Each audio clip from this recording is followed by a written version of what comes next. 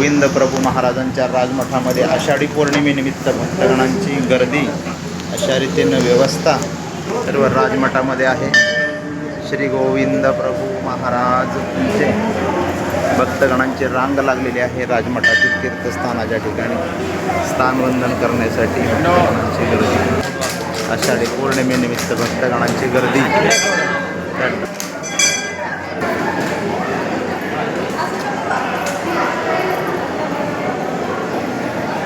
राजमठात आतील भर करण्यासाठी स्थानवंदन करण्यासाठी भक्तगणांची दंडवत प्रणाम।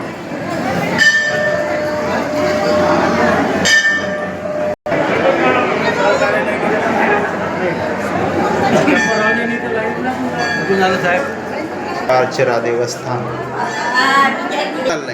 या ठिकाणी प्रसाद वंदनासाठी, आषाढी देवपूजा वंदनासाठी राजमठात भक्तगणांची गर्दी। आषाढी पौर्णिमेनिमित्त दुकाने,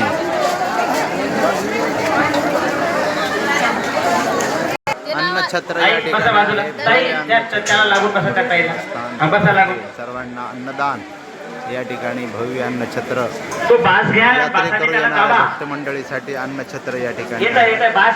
महंत श्री साईराज बाबा यांचं सुद्धा आगमन झालेले आहे आणि ती 5 दिवसापासून अशी सेवा घेत आहेत, सर्व चित्रीकरण करत आहेत देवाचं, त्याच्यानंतर महाप्रसादाचं। श्री गोविंद प्रभू गोविंद प्रभू राजमठ संस्थानद्वारे जे काही महाप्रसादाचे आदेश आहेत त्याचे सुद्धा ते चित्रीकरण करतात। येणाऱ्या सद्भक्तांना बाकीचे ज्या ठिकाणी आश्रमाचं दर्शन घेतात त्या ठिकाणी सर्व चित्रीकरण करत आहेत आणि विशेष ताप तो देत आहे की जे लोक कोणत्या कारणामुळे येऊ शकले नाही त्यांना घरबसल्या गोविंद प्रभूचं दर्शन प्राप्त होत आहे। असं पुण्याचं काम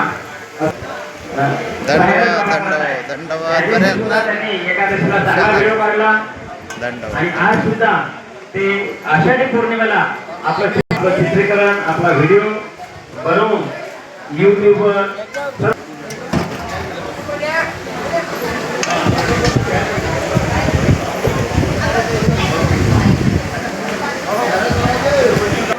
आणि सकाळपासून ज्याप्रमाणे पवित्र राखता तुम्ही भाजी सांगत नाही, घाण करत नाही, कारण येणारा सत्भक्तांना त्याचा त्रास होणार नाही याची काळजी सर्वांच्या मध्ये कार्यकर्ते सुनील भाऊ पाथरीकर यांचं विशेष कार्य आहे।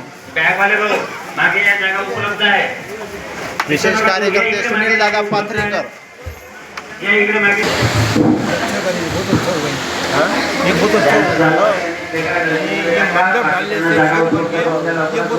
अन्नदानम परमदानम या ठिकाणी परमदान असं अन्नदान श्री प्रभूचा महाप्रसाद या ठिकाणी होत आहे।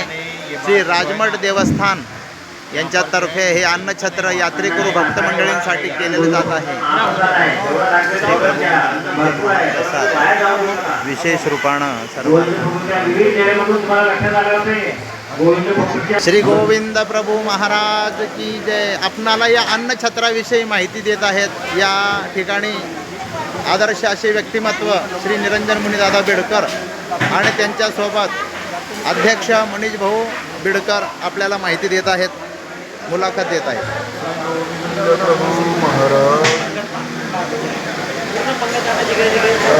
आषाढी पौर्णिमेनिमित्त एकादशीपासून पौर्णिमेपर्यंत सतत जे अन्नदान सुरू आहे, श्री गोविंद प्रभू राजमठ संस्थान ट्रस्टी तथा पुजारी यांनी आयोजित केलेलं आहे आणि दरवर्षीप्रमाणे सातत्यानं हे दरवर्षी आषाढीला हे असंच यज्ञ सुरू राहते आणि या अन्नदानामध्ये भाविक भक्तांचा सुद्धा सहभाग आहे, राजमठ संस्थांचा सहभाग आहे, स्थानिक सहकार्य आम्हाला जे प्रतिसाद मिळालेला आहे तो स्थानिक संत महंत पुजारी भिक्षुक वासी तसा ग्रामवासी या सर्वांचा हा सहभाग मिळालेला आहे आणि हे शांततेनं अगदी एकादशीपासून पौर्णिमेपर्यंत सातत्यानं अन्नदान सुरू आहे।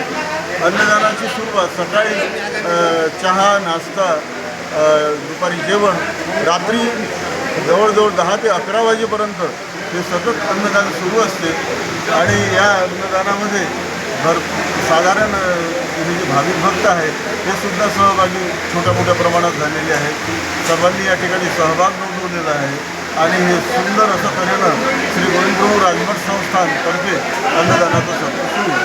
दंडवत. श्री गोविंद प्रभू महाराज. अन्नदानाचं जे महत्त्वाचं कार्य आहे ते श्री गुरु बाबा आमच्या सर्वांच्या हातून करून घेत आहे. यासाठी सर्व सदभक्त स्थानिक मंडळी यांचं सहकार्य लाभतं, त्यांचे धन्यवाद करतात. आणि ही सेवा अशीच ईश्वर चरणी अर्पण करू, अशीच सेवा घडू ही प्रार्थना करतो. दंडवत प्रणाम. आणि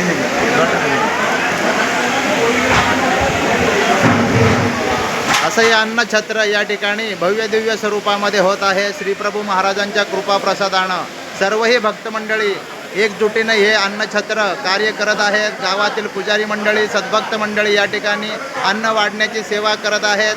आणि सर्वांनी कुणी कचरा उचलण्याचे, कुणी पाणी देण्याची, कुणी सर्व प्रकारे स्वच्छता ठेवण्याची सेवा करत आहेत. असा हा सर्व श्रीप्रभूंचा सेवेचं कार्य या ठिकाणी उत्तम रीतीनं होत आहे. आषाढी पौर्णिमेनिमित्त 10 ते 15 हजार लोकांचं अन्नछत्र या ठिकाणी होत आहे. आणि एकादशीपासून हे 5 दिवसपर्यंत अन्नछत्र अखंड अव्याहत चालू आहे. सकाळी, दुपारी, संध्याकाळी सर्वांना भोजन, चहा आदी सर्व पदार्थ या ठिकाणी वाटप होत असतात. या ठिकाणी पाण्याची सेवा भंडाऱ्याचे श्री धुळधर साहेब यांच्यातर्फे या अन्नछत्रामध्ये आहेत. सातत्यानं 5 दिवस सर्वांना पाण्याची सेवा आदी या ठिकाणी कार्य होत आहे. श्री प्रभू महाराज प्रसन्नतेने हे कार्यसिद्धीला नेत आहेत. आपण सर्व पाहतच आहात आणि सर्वांनी याचा लाभ घ्यावा, महाप्रसादाचा लाभ घेऊन आपलं जीवन धन्य करावं. श्री गोविंद प्रभू महाराज की जय. श्री पंचावतार की जय.